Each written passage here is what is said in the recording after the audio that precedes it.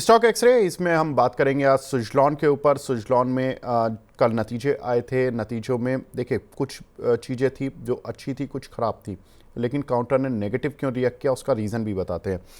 Revenue 54% बढ़ता हुआ दिखाई दिया कंपनी का। नेट प्रॉफिट 7% बढ़ता हुआ दिखाई दिया कंपनी का। एबिटा करीब 64% बढ़े और मार्जिन्स में भी ठीक ठाक ग्रोथ थी, करीब 110 बेसिस पॉइंट की। एबिटा बढ़ा, रेवेन्यू बढ़ा, मार्जिन्स बढ़े, नेट प्रॉफिट उतना नहीं बढ़ा, लेकिन कहीं ना कहीं काउंटर पिटा। कारण कारण ये था कि जो लोग थोड़ा सा रिजल्ट को डीप एनालिसिस करते हैं तो उसमें आप देखना कि एक इस क्वार्टर में कंपनी को 550 करोड़ रुपए का इन्वेंट्री गेन हुआ है। अगर वो 550 करोड़ रुपए का इन्वेंट्री गेन नहीं होता कंपनी को, तो कंपनी का एबिटा इतना नहीं आता और कंपनी का नेट प्रॉफिट तो आता ही नहीं। तो ये थोड़ा सा इस क्वार्टर में एक एक्सेप्शनल, ये साइलेंटली होता है कि एक्सेप्शनल आइटम हम देख लेते हैं, हम टैक्स के एडजस्टमेंट्स देख लेते हैं, लेकिन इन्वेंट्री गेन कई बार नहीं देखते। तो वो इन्वेंट्री गेन जो 550 करोड़ रुपए का था उसने कंपनी का प्रॉफिट बढ़ा दिया। अब लेकिन इसमें पॉजिटिव ट्रिगर क्या है? पॉजिटिव ट्रिगर ये है कि कंपनी ने बोला कि हमने Q1 में अभी तक का सबसे हाईएस्ट डिलीवरी की है, यानी कि 444 मेगावाट के जो विंड पावर इक्विपमेंट सप्लाई करते हैं वो इन्होंने किए हैं।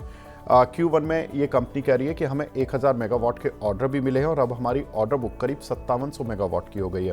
देखिए एक क्वार्टर में करीब करीब मोटा मोटा पकड़ लीजिए कि 400 से 500 मेगावाट की कंपनी पावर इक्विपमेंट सप्लाई करती है। दैट मीन्स कि ईयरली इनका 2000 मेगावाट के पावर इक्विपमेंट ये सप्लाई करती है। 5700 मेगावाट के ऑर्डर हैं, यानी कि इनको करीब करीब 2.5 से 3 साल की ऑर्डर बुक तो इनके पास इंटैक्ट है। कंपनी कहती है कि FY32 तक भारत में करीब 122 गीगावाट विंड पावर क्षमता गवर्नमेंट लगाने का टारगेट कर रही है और अभी भारत की जो विंड पावर क्षमता है वो केवल 52 गीगावाट है, यानी कि 52,000 मेगावाट अगर हम मेगावाट में कन्वर्ट करें। और इंडियन गवर्नमेंट का टारगेट है कि 1,22,000 पे हमें इसको लेकर जाना है। दैट मीन्स कि अगले 6 सालों में विंड पावर क्षमता को भारत की करीब करीब 2 से 2.5 गुना भारत सरकार टारगेट लेकर चल रही है। तो इसमें सबसे बड़ा बेनिफिशियरी जो होता है वो यही कंपनी हो सकती है। वो इसलिए क्योंकि इसका सबसे बड़ा मार्केट शेयर है विंड इक्विपमेंट में। कंपनी के पास 1620 करोड़ रुपए का कैश भी मौजूद है। ये एक प्लस बात है क्योंकि कंपनी डेट से हट चुकी है, अब ये कैश साइड पर आती जा रही है, कैश इनके पास होता जा रहा है। सुजलॉन के अगर फंडामेंटल्स देखें तो 17 देशों में कंपनी विंड एनर्जी और सर्विस देती है और देश की नंबर 1 रिन्यूएबल एनर्जी सेक्टर में कंपनी है जो कि इक्विपमेंट सप्लाई करती है। कंपनी में करीब 8100 एम्प्लॉयज़ हैं और कंपनी के कुछ बड़े ग्राहकों में रिलायंस, टाटा, अदानी, गेल, ITC जैसे बड़े ग्राहक हैं जिनके लिए विंड फार्म जो लगते हैं उनके लिए इक्विपमेंट कंपनी ने सप्लाई किए हुए हैं। वैल्यूएशन वाइज देखें तो कंपनी की अनुमानित EPS करीब 2 से 2.5 रुपया है और शेयर करीब 25 के P मल्टीपल पर चल रहा है। अगर इनकी नेक्स्ट ईयर की जो वैल्यूएशन है, EPS है, उसको डिस्काउंट करके देखें जो कि 2 से 2.5 रुपया है। आगे देखते हैं कि इस पर आफ्टर रिजल्ट्स क्या ब्रोकरेज हाउसेस के टारगेट्स आए हैं। तो इन्वेस्टेक की राय है कि इसको बाय कर चले, टारगेट उनके 70 रुपये के हैं। और UBS की राय है कि इसको बाय करके चले, टारगेट उनके 78 रुपये के हैं। लेकिन प्रदीप जी, आपके क्या टारगेट्स हैं? देखिए ये तो लॉन्ग टर्म टारगेट हो गए जो ब्रोकरेज हाउसेस ने दिए, लेकिन जनरली लोग इतने लॉन्ग टर्म तक रुक नहीं पाते अगर शेयर मोमेंटम में ना हो तो। अब शेयर का मोमेंटम ठंडा पड़ चुका है, 64 रुपये 65 रुपये से गिर के 61 रुपये 62 रुपये की रेंज पर आ गया। क्या करना है? देखिए, ये एक दो दिन से नहीं, लगातार 2 महीने से एक कंसोलिडेशन जोन पे चल रहा है। इनफैक्ट आप देखेंगे स्टॉक अब 60-61 के आसपास आता है, उसके बाद घूम के फिर से 66-65 के आसपास चले जाते हैं। तो एक रिसेंटली टॉप था आज से 1.5 महीना 2 महीना पहले का, हुआ है 74-75 के आसपास। सो मुझे लगता है कि एक बार 57.50 का एक स्टॉप लॉस मेंटेन करना चाहिए। और एक कंसोलिडेशन अभी भी जो है ख़त्म हुआ नहीं, it will take 4 to 5 weeks. मुझे लगता है कि 4 से 5 हफ्ता लग सकता है अभी भी। सो अगर टारगेट ऊपर आता है इस केस में, एक बार मुझे लगता है कि 74-75 इज़ पॉसिबल। बट जिस तरीके से ये जो नीचे आया है, मुझे लगता है कि बेस बनने में थोड़ा बहुत टाइम देना चाहिए। बेस अभी बिल्ड हुआ नहीं, बार बार 60 के आसपास आता है तो यहाँ से स्टॉक घूमता है। So as per the price actions 57.50 के स्टॉप लॉस के साथ आप बने रहिए। फ्रेश बाई करने के लिए मैं सुजलॉन को रिकमेंड नहीं करता हूँ, लेकिन टेक्निकल के आधार पे देखा जाए तो इसका अगर टारगेट हो रहा है कुछ, तो 74-75, क्योंकि 74 से रिसेंटली जो है 1.5 से 2 महीना पहले ही स्टॉक नीचे आया था। और 57.50 एक स्टॉप लॉस के साथ बने रहिए। एक रेंज है 60 से लेके 64 के आसपास। ऑलरेडी लास्ट 4 से 5 हफ्ते से यहाँ पर ही ट्रेड हो रहा है। सो एक बार वेट एंड वॉच करने वाला सिचुएशन होगा।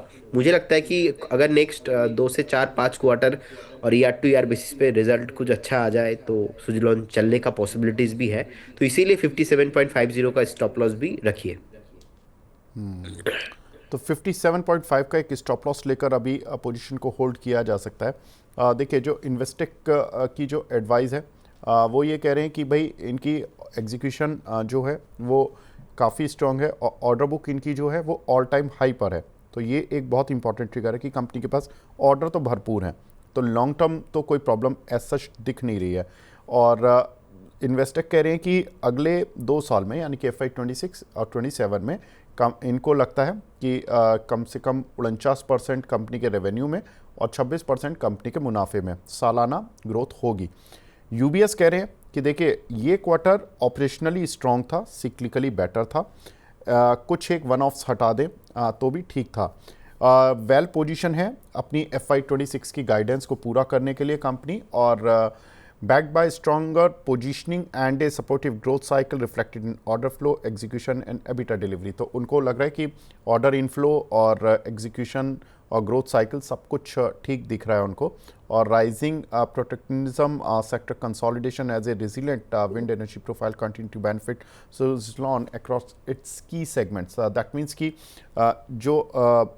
जिस तरह से ज़्यादातर देश केवल अपने ही देश की कंपनियों को प्रमोट कर रहे हैं और सेक्टर में कंसोलिडेशन हो रहा है, एंड विंड एनर्जी का प्रोफाइल जो जिस पर फोकस कर रही है सरकार, उसमें सबसे बड़ा बेनिफिशियरी सुजलॉन हो सकता है। तो ये कुछ एक जो पॉइंट्स हैं जो ब्रोकरेज हाउसेस के, रिसर्च हाउसेस के पॉइंट्स हैं। बाकी 57-50 के स्टॉप लॉस के साथ प्रदीप जी भी कह रहे हैं कि इसको होल्ड कर लें। लेकिन प्रदीप जी, ये लॉन्ग टर्म मीडियम टर्म में टारगेट आप क्या देख रहे हैं कि ये कहाँ तक पहुँच सकता है? देखिए, मुझे लगता है कि एक बार टारगेट होना चाहिए 74, क्योंकि रिसेंटली हमने अच्छा। देखा कि स्टॉक जो है 41 42 के आसपास से एक बाउंस बैक करने के बाद मैक्सिमम 74 तक ही गया था। तो उस वहां से फिर से सेलिंग प्रेशर देखने को मिला। अब रिजल्ट आ गया है। अब जिस तरीके से अलग अलग जो थीम चल रहा है वो भी पॉजिटिव ही है कहीं ना कहीं, लेकिन स्टॉक नहीं चल रहा है। तो अगर ऊपर आता है तो मेरे ख्याल से 74 75 भी टारगेट है। उसके बाद एक बार फिर से रिव्यू करेंगे, देखेंगे, क्योंकि 74 में एक रेसिस्टेंस है। अगर उसके ऊपर सस्टेन होता है तो उस केस में एक बार फिर से रिव्यू करेंगे, लेकिन इमीडिएट लेवल पे मुझे लगता है कि नेक्स्ट 3 से 4 महीने के लिए टारगेट होना चाहिए 74। ठीक है, तो 57.5 का स्टॉप लॉस और 74 का टारगेट। और देखिए, रिव्यू तभी करेंगे जब ये काउंटर ऊपर आ जाएगा। बाकी आप एक स्ट्रिक्ट स्टॉप लॉस लेकर चलें। प्रदीप जी, बस लास्ट क्वेश्चन पूछ रहा हूँ इस शेयर पर। अगर 57.5 टूट गया तो जनरली लोग ये होते हैं कि 65-66 के लेकर बैठे हैं, तो उनका मन नहीं करता कि स्टॉप लॉस कटाएं। तो अगर 57.5 के नीचे गया तो कहाँ तक जाएगा? कहाँ के लिए माइंड तैयार रखना है? मुझे लगता है कि अगर ये 57.50 इसका नीचे ब्रेक डाउन होता है, स्टॉक अभी भी तो नहीं चल रहा है ठीक ठाक, लास्ट 2 महीने ऑलरेडी हो चुका है। अब देखेंगे, ऑलमोस्ट मई में भी प्राइस था 67 और आज भी प्राइस है 60 के आसपास। तो अल्टीमेटली लास्ट 2 महीना हो गया है, 3 महीना हो गया है, नहीं चल रहा है। अगर 57.50 का स्टॉप लॉस हिट होता है, जो लास्ट टाइम का सपोर्ट था ना, वहाँ पे आने के लिए स्टॉक रेडी हो सकता है 45 46 के आसपास। तो और भी जो ज़्यादा है, जो नीचे आने का पॉसिबिलिटीज जो है वो ओपन हो जाएगा। सो इसीलिए स्ट्रिक्टली स्टॉप लॉस मेंटेन कीजिए। अगर लॉस होता है थोड़ा बहुत तो भी आपको लॉस लेके भी निकलना चाहिए, क्योंकि क्या होता है ना विवेक जी, स्टोरी अलग होता है, प्राइस एक्शन कुछ अलग होता है। तो हमेशा आप प्राइस एक्शन के साथ जाएंगे, स्टोरी को समझ लीजिए, उसके बाद थोड़ा प्राइस एक्शन के साथ जाएंगे तो ज़्यादा बेनिफिट आपको मिल सकता है। तो 57.50 एक स्टॉप लॉस के साथ बने रहिए।